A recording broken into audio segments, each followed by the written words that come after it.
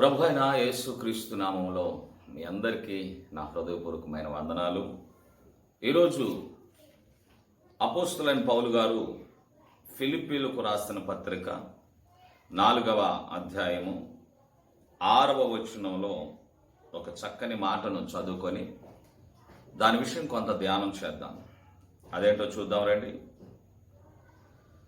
దేనిని గూర్చియు చింతపడకుడి గాని ప్రతి విషయములోనూ ప్రార్థనా విజ్ఞాపనల చేత కృతజ్ఞతాపూర్వకముగా మీ విన్నపములు దేవునికి తెలియచేయుడి. చింతపడకండి. అది ఏదైనా దాని గురించి మీరు చింతపడకండి. అయితే మీరు ఒక పని చేయండి. అది ఎంత క్లిష్ట పరిస్థితి అయినా, అది ఎంత ప్రమాదకరమైన, అది ఎంత అసాధ్యమైనదైనా కృతజ్ఞతాపూర్వకంగా ప్రార్థనా విజ్ఞాపనలు చేస్తూ ఆ విషయాన్ని దేవునికి తెలియచేయండి. దేవుడు ఖచ్చితంగా సరళం చేస్తాడు. నువ్వు చింతపడి నువ్వు కూర్చున్నావు అనుకో, చింతించుట వలన ప్రయోజనం ఉండదు. చింతను విడిచిపెట్టి ప్రార్థన చేయడానికి నీ మనసును సిద్ధపరచుకో. ప్రార్థన ప్రభు దగ్గరకు చేరితే నువ్వు దేని గురించి చింతపడుతున్నావో దానికి ప్రభు దగ్గర నుంచి సహాయం నీకు అందుతుంది. ప్రభు ఇచ్చే ఆ సహాయంతో నువ్వు అద్భుతమైన రీతిలో విజయాన్ని పొందుకుంటావు. అసాధ్యమైన దాన్ని సాధ్యం చేసుకుంటావు. నీకు నీ స్థితికి మించిన దానిని కూడా సునాయాసంగా దాన్ని సొంతం చేసుకుంటావు. ఎన్ని కష్టాలు ఎన్ని నష్టాలు ఎదురవుతున్నా వాటన్నిటిలో నుంచి నువ్వు తేరుకోగలుగుతావు. నువ్వు చింతపడకు, దేనిని గురించి చింతపడకు అని ఫిలిప్పీ సంఘానికి అపోస్తలుడైన పౌలు గారు అద్భుతమైన మాటను వాళ్ళకు వ్రాసి పంపించాడు. ఇదే మాట నీకు కూడా బైబిల్ గ్రంథం మన ప్రభు అయిన యేసుక్రీస్తు అద్భుతమైన రీతిలో ఈ మాట ద్వారా నీకు తెలియచేస్తున్నాడు. తల్లి, తమ్ముడు, దేని విషయం నువ్వు కూడా చింతపడకు. అనేక విషయాల్లో నువ్వు విచారిస్తూ ఉన్నావు, చింతిస్తూ ఉన్నావు, దిగులు పడుతూ ఉన్నావు, కుమిలిపోతా ఉన్నావు కదా. అయితే నేను నీవు ఆరాధించే దేవుడు అంటున్నాడు, చింతపడొద్దు అని ధైర్యం చెప్తున్నాడు. నా ద్వారా నీతో ఈ మాట పలుకుతున్నాడు ఆయన. చింతపడకండి, కృంగిపోకండి, కలత చెందకండి, బలహీన పడకండి. నేనున్నాను, నా దగ్గరకు తీసుకురండి ఆ సమస్య ఏదో అని ఈరోజు మన ప్రభు అయిన యేసుక్రీస్తు నీకు చెప్పమంటున్నాడు. మరి వింటావా? చింతించడం అనేది దేని గురించో నువ్వు చింతపడబాక నేను చెప్పడం లేదు. ఆ చింత దేవుని దగ్గరికి తీసుకురా. నీ చింతను మర్చిపో. అప్పుడు దేవుడు నీ చింతను తను శ్రద్ధ తీసుకొని ఆ చింతకు విరుగుడేమిటో, ఆ చింతకు మార్గమేమిటో, ఆ చింతకు జవాబేమిటో ఆయన నీకు ఆ విషయాన్ని బయలుపరుస్తాడు. అప్పుడు నువ్వు ఆనందంగా ఉండొచ్చు. చింతించినంత కాలం దాని విరుగుడు నీకు దొరకదు, దాని పరిష్కారం నీకు దొరకదు. యేసయ్య దగ్గరికి వస్తే ఆ చింత నీకు ఇట్టే తొలగిపోతుంది. వెంటనే దాని నుంచి నువ్వు రిలీఫ్ అయిపోతావు. నీకు ప్రశాంతత వచ్చేస్తుంది. మరి అటువంటి చింత నీవెందుకు కలిగి ఉండాలి? అటువంటి చింతను దేవుని దగ్గరకు తెచ్చి వెంటనే జవాబు పొందుకోవచ్చు కదా అని దేవునితో మాట్లాడుతున్నాడు. బైబిల్ గ్రంథంలో కొంతమంది భక్తులు ఇదిగో ఈ విషయాల గురించి చింతిస్తూ ఉంటారు అనేది మన ముందుకు తీసుకొస్తుంది బైబిల్ గ్రంథం. పరిశుద్ధాత్మ దేవుడు మనకి ఈ విషయాన్ని తెలియపరచమంటున్నాడు. మత్తయి సువార్త 6వ అధ్యాయంలో కొంతమంది ఇలా చింతపడుతూ ఉన్నారట. వారు చింతపడుతున్న విషయాన్ని నేను మీతో పంచుకోబోతున్నా. అదేంటో చూడండి. 31వ వచనం, 6వ అధ్యాయం 31వ వచనం.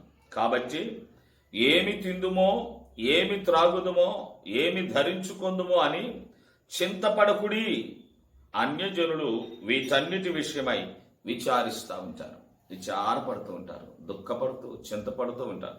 అన్యజనుల పని అది. దేవుణ్ణి ఎరిగిన నీవు ఏం తిందాము అని చింతపడవద్దు, ఏం ధరించుకోవాలి అని చింతపడవద్దు, ఏమి త్రాగాలి చింతపడవద్దు, బిడ్డలకు ఏం తీసుకురావాలి, నా కాడ ఆర్థిక పరమైన వనరులు లేవే చింతపడొద్దు.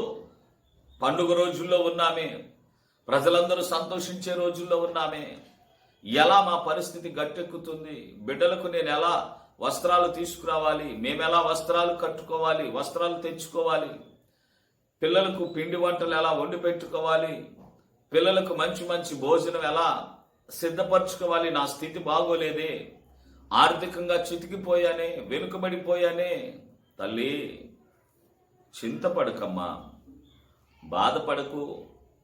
అన్యజనుల్లాగా నువ్వెందుకు బాధపడతావు? నువ్వు క్రీస్తు బిడ్డవు కదా. యేసుక్రీస్తు రక్తముతో నిన్ను అమూల్యమైన ప్రేమతో కొన్నాడు కదా. నువ్విప్పుడు నీ సొత్తు కాదు కదా, నువ్విప్పుడు క్రీస్తు బిడ్డవి. నువ్వు విలువ పెట్టి కొనబడ్డ దానివి, విలువ పెట్టి కొనబడ్డవాడివి. నువ్వెందుకు చింతపడుతున్నావు? నిన్ను కొన్నవాడు నిన్ను చూసుకుంటాడు, నిన్ను కన్నవాడు నిన్ను చూసుకుంటాడు. నీకెందుకు తల్లి చింత? ఏం తిందామో, ఏం త్రాగుదాం, ఏం ధరించుకుందామని ఎందుకు అలా చింతిస్తా ఉన్నావు? చింతపడడం వల్ల ప్రయోజనం ఉండదు తల్లి. సారేపతులో ఒక విధవరాలు, రాజుల మొదటి గ్రంథం 17వ అధ్యాయంలో ఆమె చాలా వేదన పడుతూ చివరి భోజనం, ఇక ఇది తిని చనిపోదాం, చివరి అప్పములు, ఇంక ఇవి తిని చనిపోదామని చింతించుకుంటూ దుఃఖపడుకుంటూ అదిగో పొలలేరుకోవడానికి పొలిమేర దాకా వచ్చింది. నువ్వు పనిచేయి తల్లి, ప్రభు మీద ఆధారపడు.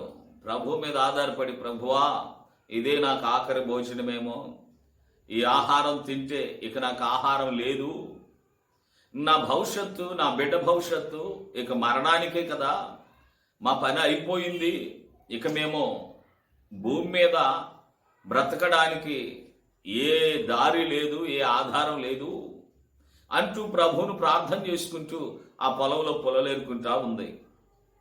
ప్రభువారు ఆమె దుఃఖాన్ని చూశాడు, ఆమె బాధను చూశాడు.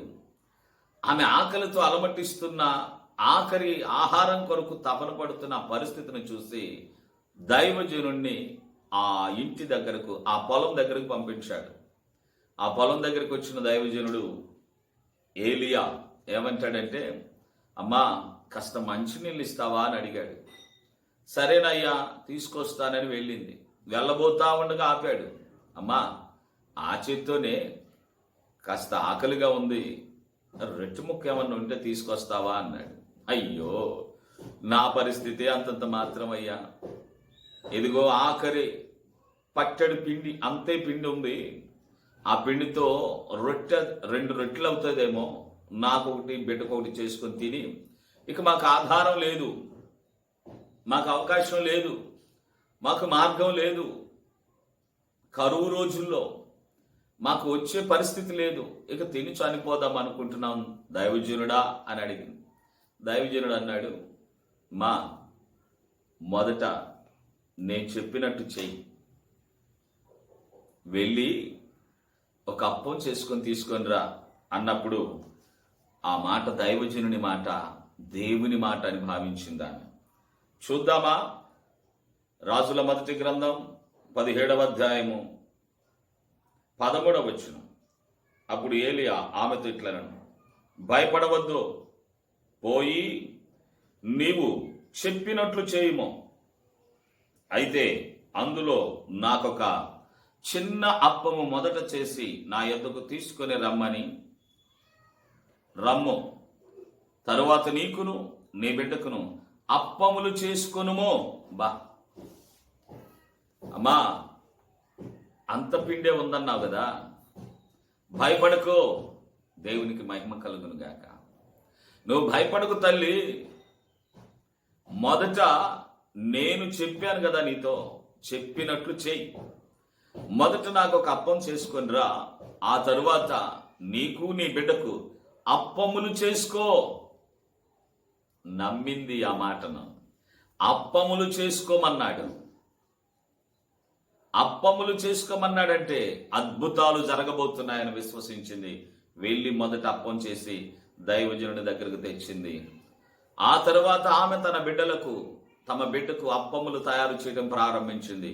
ఇక ఎంత పిండి తీసినా ఆ డబ్బాలో పిండి తగ్గలేదు. ఎంత నూనె పోస్తున్నా ఆ బుడ్డిలో నూనె తరిగిపోలేదు. అది చింతపడితే ఏమొస్తుంది? దైవజనుడు వచ్చి అందులో ఇచ్చేసేయి అంటే నమ్ము దేవుని మాట. దేవునికి ఇస్తే దేవుడు సంపూర్ణంగా నీకు సహాయం చేస్తాడని. అద్భుతం జరిగింది. 3.5 సంవత్సరాలు ఆ పట్టణాల్లో, ఆ ప్రాంతాల్లో ఎంతో మంది కరువుతో అల్లాడిపోయారు. ఎంతో మంది విధవరాలు నుండి వారు కూడా కరువుతో అల్లాడి చనిపోయి ఉంటారు. కానీ ఈమె దేవుని సేవకుని గుర్తించింది. దేవుని సేవకునికి ఇవ్వాల్సింది ఇచ్చింది. 3.5 సంవత్సరాలు చచ్చిపోదామనుకున్న బిడ్డ అద్భుతంగా పోషించబడింది. చింతపడితే ఏమొస్తుంది? మొదట చెప్పినట్టు చెయ్యి. దైవజనుడు చెప్పినట్లుగా పని ప్రారంభించు. దైవజనుడి మాటకు గౌరవాన్ని ఇవ్వు.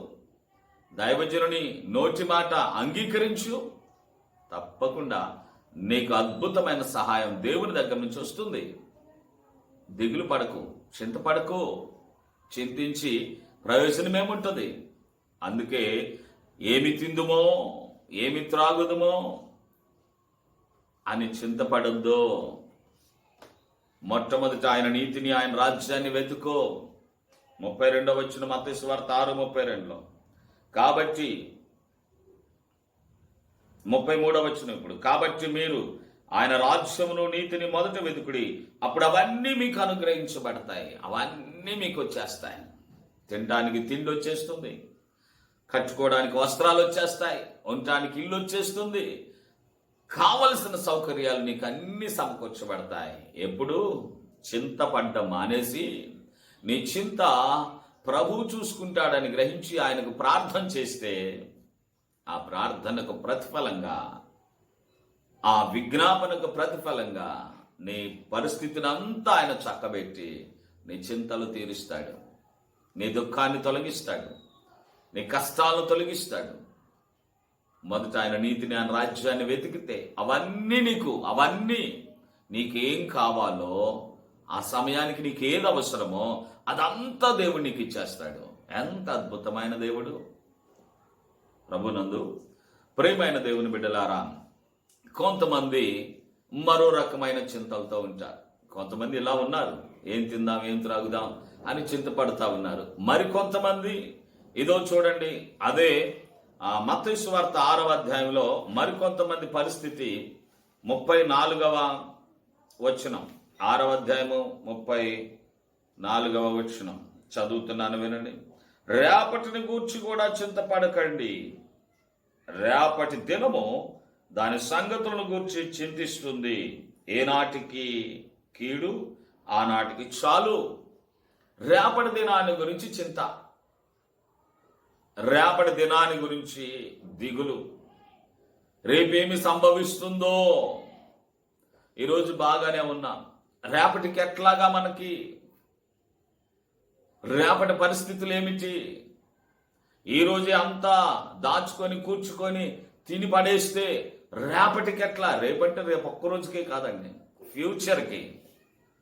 చాలామంది ఉన్నదాన్ని అనుభవించకుండా రేపటి గురించి ముడేసి పొదుపులు చేసి వాటిని చాలా భద్రంగా దాచుకుంటా ఉంటారు.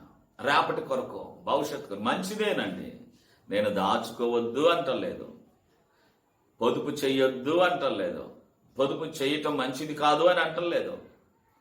మీరు జాగ్రత్త పడకుండా ఉండటం మంచిది కాదని నేను అట్లా జాగ్రత్త పడాలి, దాచుకోవాలి. కానీ చింతిస్తూ అమ్మో రేపటికి ఇప్పుడు ఉన్నదాన్ని సంపూర్ణంగా సంతోషంగా అనుభవించకుండా, ఉన్నదానితో నీ జీవితం సంతోషంగా సమాధానకరంగా ముందుకు నడిపించకుండా, ఉన్న వాతావరణంలో నీకున్న పరిస్థితులను ప్రశాంతంగా ముందుకు కొనసాగించకుండా చింతపడుతూ, దుఃఖపడుతూ, దిగులు పడుతూ, వేదన చెందుతూ, కుమిలిపోతూ రేపటి గురించి చింతిస్తావేంటి తల్లి? రేపేమి సంభవించునో మీకు తెలియదని యాకోబు పత్రికలో ఉంది కదా. యాకోబు రాసిన పత్రిక 4వ అధ్యాయము 14వ వచనములో, రేపేమి సంభవించునో మీకు తెలియదు, మీ జీవం ఏపాటిది, మీరు కొంతసేపు కనబడి అంతలో మాయమైపోవు ఆవిరి వంటి వారే. రేపేం జరుగుతుంది నీకేం తెలుసు? రేపు ఏ తెగులు వస్తుందో, ప్రపంచం మీదకి ఎప్పుడు ఏ తెగులు వస్తుందో, ఎప్పుడు ఏ వైరస్ వస్తుందో అర్థం కావట్లా. రేపు ఏ ఉపద్రవం వస్తుందో, ఏ దేశం మీదకి యుద్ధం ప్రకటిస్తాయో, అంతేకాదు రేపు ఏ తుఫాన్లు రాబోతున్నాయో, రేపు ఏ బీభత్సం కలగబోతుందో, రేపు ఏ వరదలు రాబోతున్నాయో, రేపు ఏ భూకంపాలు రాబోతున్నాయో. అయ్యో, ఇన్ని పరిస్థితులు మన ఎదుట ఉన్నాయే. రేపటి గురించి చింతపడతావేంటక్క? రేపటి గురించి చింతిస్తావేంటి తమ్ముడు? రేపటి గురించి చింతించడం మానేయ్. రేపటి దినము దాని సంగతుల గురించి చింతపడుద్ది, అదే ఆలోచిస్తుంది. నువ్వు దేవుని నీతిని, దేవుని రాజ్యాన్ని మొదట వెతుకో. నీ ప్రార్థన అవసరతలు ఏమిటో, నీ ప్రార్థన విజ్ఞాపనలు ఏమిటో, నీకున్నటువంటి ఆలోచనలు ఏమిటో, వాటన్నిటి విషయమై దేవుని దగ్గర విజ్ఞాపన చేసి ఆయనకు అప్పగించు. నీ చింత ఆయన గురించి, నీ చింత ఆయన చూసుకుంటాడు. నువ్వు చింతించుకో. పేతురు రాసిన పత్రికలో మనకు తెలిసిన ఒక మాట ఉంది కదా. అపోస్తులుడైన పేతురు గారు ఒక చక్కని మాట మాట్లాడుతున్నాడు. మొదటి పత్రికలో అపోస్తులైన పేతురు గారు మొదటి పత్రిక ఏమంటున్నాడు? మొదటి పత్రిక 5వ అధ్యాయం 6వ వచనములో, దేవుడు తగిన సమయమందు మిమ్మును హెచ్చించినట్లు ఆయన బలిష్టమైన చేతి క్రింద దీన మనస్కులయ్యుండు. ఆయన మిమ్మును గూర్చి చింతిస్తున్నాడు గనుక మీ చింత యావత్తు ఆయన మీద వేయండి. చూడండి, మిమ్మల్ని గురించి చింతించేవాడు ఒకడున్నాడు. ఆయన ప్రభు అయిన యేసుక్రీస్తు. అయ్యో, నా బిడ్డలకు ఏం కావాలి, నా బిడ్డలకు ఏమి ఇవ్వాలి, నా బిడ్డలకు ఏ సహాయం అందించాలి అని ఆయన మీ గురించి చింతపడుతున్నాడు.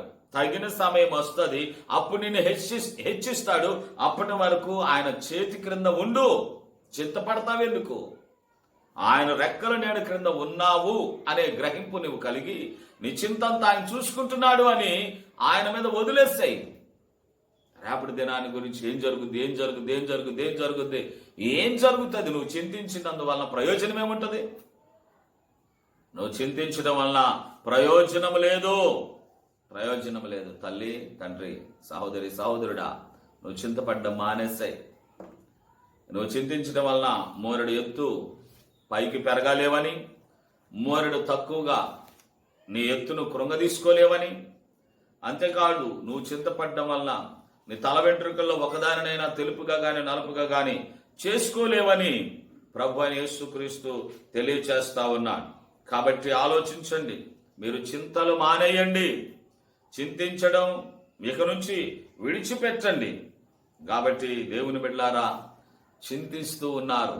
ఏం తిందామా, ఏం త్రాగుదామా అని చింతపడేవారు కొంతమంది. అయితే రెండో వర్గం ఏంటంటే, రేపటి గురించి ఏం దాచుకుందామా, ఏం కూడగట్టుకుందామా, ఏమి నిర్మాణాలు చేద్దామా, ఏమి వెనక లాకర్స్ లో భద్రపరుచుకుందామా, ఏ స్థలాలు పొలాలు కొని బిడ్డల కొరకు ఆస్తిని పెంచుకుందామని రేపటి గురించి చింతపడేవారు మరికొంతమంది. దయచేసి వినండి, ఆ చింతను ఇక విడిచిపెట్టండి. మీకేం కావాలో ప్రభు దగ్గరికి వచ్చి మనవి చేయండి, ఆయన సహాయం చేస్తారు. మరికొంతమంది ఇంకా ఎలా ఉన్నారంటే, లూకాసు వార్త 12వ అధ్యాయంలో 11వ వచనం, లూకాసు వార్త 12వ అధ్యాయం 11వ వచనం, వారు సమాజ మందిరముల పెద్దల యొద్దకును, అధిపతుల యొద్దకును, అధికారుల యొద్దకును మిమ్మల్ని తీసుకొని పోవునప్పుడు మీరు ఎలాగూ ఏమి ఉత్తరమిచ్చేదమో, ఏమి మాట్లాడదమో అని చింతపడకుడి. మీరేమి చెప్పవలసింది పరిశుద్ధాత్మ ఆ గడియలోనే మీకు నేర్పిస్తాడు.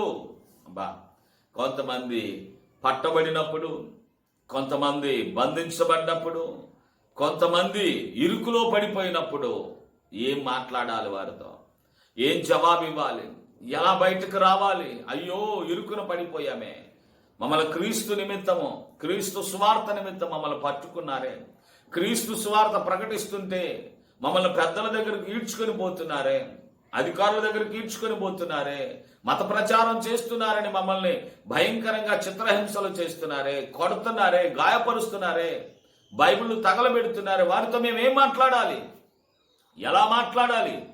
చింతపడకండి, నాకు జ్ఞానం లేదు, పంచగలుగుతున్నాను, చెప్పగలుగుతున్నాను, కానీ వారితో మాట్లాడే జ్ఞానం నాకు లేదు అని నువ్వు చింతపడకు. ఆ చింత యావత్తు నువ్వు క్రీస్తు మీద వేసేయి. ఆ గడియలో పరిశుద్ధాత్ముడు ఏమి మాట్లాడాలో నేర్పిస్తాడని బైబిల్లో స్పష్టంగా చదువుతా ఉన్నా. చింతపడకు, దిగులు పడకు, నీ దేవుడు నీ నోటికి నోరుగా ఉంచాడు. నీవేం మాట్లాడాల్సింది ఆయన మాట్లాడి అద్భుతంగా నీకు విడుదల ఇస్తాడు. నిన్ను ఇరుకున పడనివ్వడు, నిన్ను శ్రమల పాలు కానివ్వడు, నిన్ను సమస్యల్లో వదిలిపెట్టి ఆయన పక్కకు రాడు. ఆయన ఖచ్చితంగా ఆ సమయంలో వారితో నువ్వేం మాట్లాడాలో ఆ మాట పరిశుద్ధాత్ముడే నీకు నేర్పిస్తాడు అని బైబిల్ గ్రంథం చెప్పింది. ఇంక నీకెందుకు చింత? నమ్మకం లేదా దేవుని వాక్యం మీద? ఆ సమయంలో పరిశుద్ధాత్ముడే నాలో ఉండి మాట్లాడిస్తాడు అని ఆ మాట నీకు నిజంగా అర్థమైతే నువ్వు చింతపడవు. పరిశుద్ధాత్ముడు నీకు సహాయం చేస్తాడు, ఆ గడిలో నేర్పిస్తాడు ఏం మాట్లాడాలో. అందుచేత ఏం మాట్లాడుదామా అని చింతపడవద్దు. ఇంకా కొంతమంది మార్కు సువార్తలో 4వ అధ్యాయంలో చూస్తే, మార్కు సువార్త 4వ అధ్యాయంలో పడవ ప్రయాణం చేస్తున్నటువంటి భక్తులను మనం చూడవచ్చు. 4వ అధ్యాయము 38వ వచనంలో, ఆయన దోణె అమరమున తలగడ మీద తలవాల్చుకొని నిద్రించుచుండెను.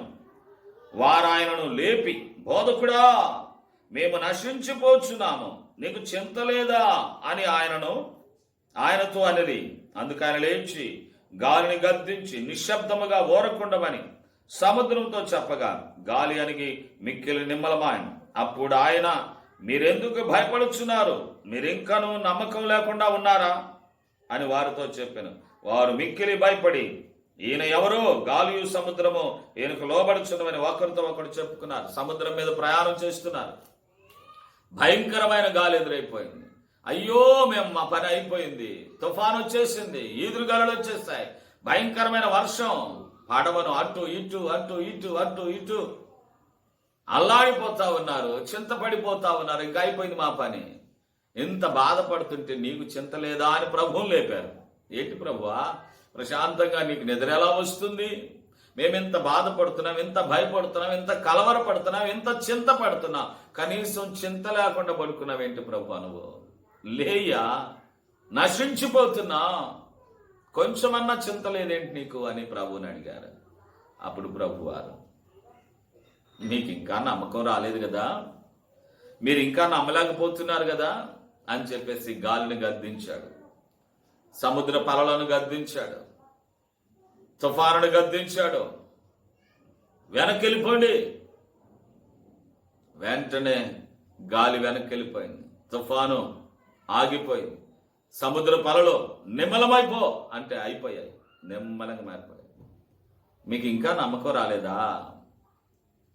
నశించిపోతాము, నేనున్నా కూడా మీరు నశించిపోతారనుకుంటున్నారా?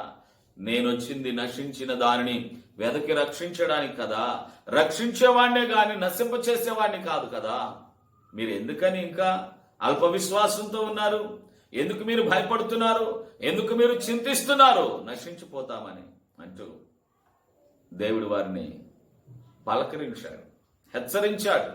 అప్పుడు వారు, అయ్య బాబోయ్, ఈయనెవరో, ఈయనకు గాలి సముద్రము లోబడుతున్నాయి అని చెప్పేసి ఆయనను గురించి ఆశ్చర్యపడ్డాను. అవును, నేను ఒక మాట అడుగుతున్నాను, గాలి లోబడింది కదా, సముద్రం లోబడింది కదా, తుఫాన్ లోబడింది కదా, అవన్నీ ప్రభు మాటకే లోబడ్డాయి. మరి నువ్వెప్పుడు లోబడతావో దేవుని మాటకో? దేవుడు రమ్మని పిలిచి ఆ తరుణము ఎన్నోసార్లు నీకు ఎదురైంది, ఇంకా లోబడలేదు కదా. ఒకసారి ఇప్పుడైనా ఆలోచన చేసి ఈ మాటకైనా లోబడు. ప్రపంచాలు ఆయన మాటకు లోబడుతున్నాయి, ప్రకృతి ఆయన మాటకు లోబడుతుంది. మరి నువ్వు లోబడవా? వాటిని మించిన బలవంతుడువా నీవు? తుఫాను వస్తే ఉండటానికి నిలబడటానికి లేక పారిపోతున్నవే, బుట్ట తట్ట సంకలో పెట్టుకొని పారిపోతున్నారు. చూడండి, గాలి ఇసిరి కొట్టిందంటే అల్లాడిపోతున్నారే, తుఫాను దాటికి నిలవలేక గడగడ వణికిపోతున్నారే. ఏమండి, వాటినే దేవుడు మాటతో నిమ్మలపరుస్తా ఉంటే, వాటికే దేవుని మాట అంటే గౌరవం ఉంటే, మరి నీకెప్పుడు కండి? ఒకసారి ఆలోచించు ప్రియమిత్రమా, సహోదరి సహోదరులారా, దేవుని మాటకు లోబడండి. తల్లి లోబడు, ఇప్పటికైనా లోబడు, చింతపడకు. నువ్వు నాశనం అవడం దేవునికి ఇష్టం లేదు. నిన్ను నశింప చేయడం దేవుని పని కాదు. ఒకవేళ ఏ స్థితి గుండా నువ్వు నాశనం అయిపోతున్నా నీ దగ్గరకు వస్తాడు ఆయన, నిన్ను నాశనములో నుండి రక్షణలోనికి నడిపిస్తాడు. తల్లి చింతపడకు, నశించిపోతున్నానని బెంగ పెట్టుకోకు. నిన్ను నశింప చేయడం దేవుని పని కాదు. మరికొంతమంది ఎలాగున్నారో చూద్దాం రండి.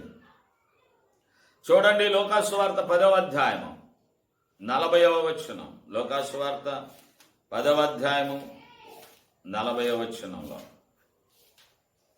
40వ వచనం. మార్త విస్తారమైన పని పెట్టుకొనుట చేత తొందరపడి ఆయన యొద్దకు వచ్చి, ప్రభువా, నేను ఒంటరిగా పనిచేయుటకు నా సహోదరు నన్ను విడిచిపెట్టినందున నీకు చింత లేదా? నీకు చింత లేదంటాయా? ఒంటరి దాన్ని అయిపోయాను, పనులన్నీ నేనే చేయాల్సి వస్తుంది. జల్సాగా నీ దగ్గర దర్జాగా కూర్చుంది ఆమె. ఒంటరిగా చేసుకో, నువ్వే చేసుకో అన్నట్లుగా నన్ను ఒంటరిగా విడిచిపెట్టింది. ఎంత చాకరీ చేస్తున్నాను, ఎంత కష్టపడుతున్నాను, ఎంత ప్రయాసపడుతున్నాను. ప్రభువా, నా కష్టం మీద, నా ప్రయాస మీద, నాకున్నటువంటి చాకరీ మీద కనీసం నీకన్నా చింత లేదా? నేను ఎంత చింతిస్తున్నాను, ఎంత ప్రయాసపడుతున్నాను. హలో దేవుని బిడ్డ, దయచేసి గమనించు. నీ ప్రయాస దేవుడు చూస్తున్నాడు, నీ కష్టం దేవుడు చూస్తున్నాడు, నీకున్నటువంటి ప్రతిదానిని దేవుడు చూస్తున్నాడు. ప్రకటన గ్రంథం 2వ అధ్యాయంలో ఆ మాటలు వ్రాయబడ్డాయి. తల్లి చూడండి, ప్రకటన గ్రంథం 2వ అధ్యాయంలో ఏమనుందో? 2వ వచనం. నీ క్రియలను, నీ కష్టమును, నీ సహనమును నేనెరుగుదును, నేనెరుగుదును, నేనెరుగుదును, నేనెరుగుదును అంటున్నాడు. ఇంకా చాలా విషయాలు, అనేక పర్యాయాలు దేవుడు మాట్లాడుతూ ఉన్న మాటలు చూడండి. నీ కష్టమునంతా నేను ఎరిగిన వాడను అంటున్నాడు. దేవునికి మహిమ కలుగును గాక. ఇదే ప్రకటన గ్రంథం 2వ అధ్యాయం 8వ వచనం. స్మరణలో ఉన్న సంఘపు దూతకిలాగు రాయము, మొదటి వాడను కడపటి వాడనై ఉండి మృతుడనై మరలా బ్రతికిన వాడు చెప్పు సంగతులేమనగా, నీ శ్రమను, నీ దరిద్రతను నేను ఎరుగుదును. నీ శ్రమను, నీ శ్రమను నేను ఎరుగుదును, నీ కష్టమును నేను ఎరుగుదును. తల్లి అంటున్నాడు, భయపడకు, చింతపడకు. నువ్వు అలాగే కష్టపడి జీవితకాలం అంతా శ్రమ పడుతూ ఉండడం దేవునికి ఇష్టం లేదు. దయచేసి అర్థం చేసుకొని, దేవుడు చింతపడవద్దు, ప్రతి విషయం నా దగ్గరకు తెచ్చి ప్రార్థన చేయండి, కృతజ్ఞతాపూర్వకంగా ప్రార్థన చేయండి. కృతజ్ఞత లేకుండా చేయకండి. నువ్వు దేని గురించి చింతిస్తున్నావో దాని గురించి కృతజ్ఞత ప్రకటించు. అప్పుడు ప్రార్థన చేయి. ప్రభువా, నన్ను ఈ చింతలో నుంచి నువ్వు విడిపిస్తావు. నేను ఇదిగో నీ కొరకు నేను ఇలా జీవిస్తాను, నీ కొరకు నేను ఇలా సంపూర్ణంగా సమర్పించుకుంటాను. అది అర్పణ కావచ్చు, నా జీవితం కావచ్చు, నాకున్నవి కావచ్చు. కృతజ్ఞత తెలుపుతూ ప్రార్థన చేస్తే ఆ చింత ప్రభువారు తొలగిస్తాడు. తగిన సమయం వస్తుంది. ఆ సమయంలో నిన్ను బలపరిచి, హెచ్చించి, నిన్ను ఉన్నత స్థితిలో నిలబెడతాడు. నీ గురించి చింతపడే ఆ దేవాది దేవుడు చెప్పిన మాట అండి. నీ గురించి చింతిస్తున్నాడు కనుక నువ్వు చింతపడవద్దు. చింతపడడం మానివేసి నీ ప్రార్థన విజ్ఞాపనలన్నీ కృతజ్ఞతాపూర్వకంగా దేవునికి తెలియచేసుకో. దేని గురించి చింతపడవద్దు. ఆయన నీ గురించి చింతిస్తున్నాడు. నీ చింత యావత్తు తొలగిస్తాడు. చింతించడం మానుకుంటావా? ప్రార్థన చేయడం ప్రారంభిస్తావా? ప్రభు తగిన సమయంలో నిన్ను హెచ్చించి ఆశీర్వదించి నీ చింతలన్నిటినీ తొలగించి నీకు ఆనందాన్ని సంతోషాన్ని కలిగించునుగాక. ఆమేన్.